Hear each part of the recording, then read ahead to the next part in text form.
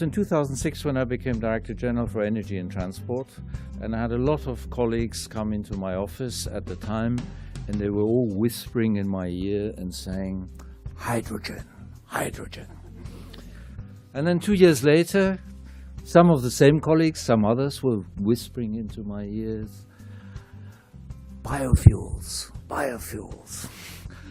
And to a certain extent, it was only very late that suddenly I had somebody saying to me, and with all these things you're doing on biofuels, all the things that you're doing in terms of hydrogen, fuel cells and all the rest, what about electromobility? It's basically the realization that for most of our daily needs, the range is very limited. The lesson learned is it's not about cost, it's about asset. The car is an asset to the community.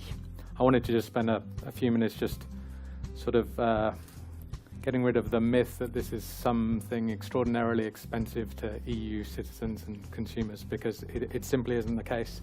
Most of the people gave us the electricity for free. The idea was to show the public that it was already cheaper using an electric car instead of an oil car. Without the polluter-pay principle, it will be difficult to make a mass adoption of electric vehicles. We should move ahead in terms of the implementation of the Commission proposal on alternative fuels infrastructure. It's probably a good idea to bring zero emission,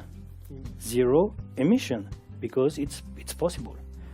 By changing the composition of the cost of a vehicle's ownership towards the capital side, we're retaining that value in Europe. We're retaining European jobs, and we're also pushing the competitiveness of our industry forward. And if you just think of one thing, every day we import for 1 billion euros oil from third countries, which is 2.5% of GDP in the European Union.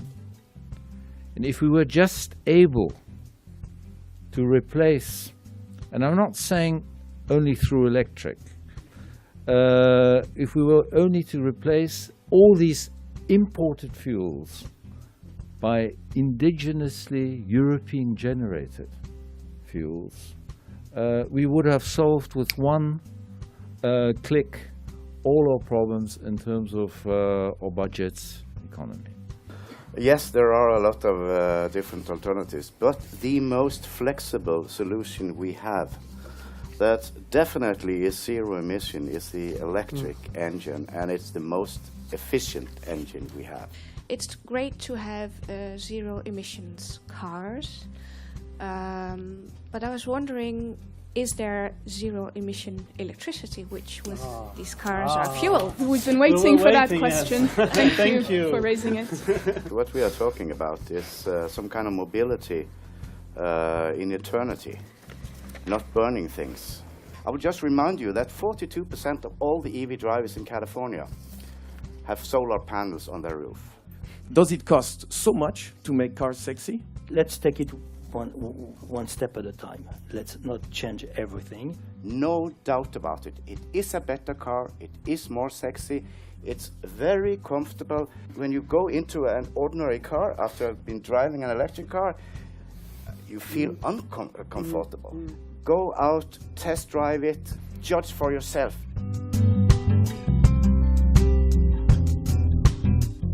We are building the world of tomorrow. Cleaner, quieter cities, improved health, new avenues for job and growth, and positive social changes.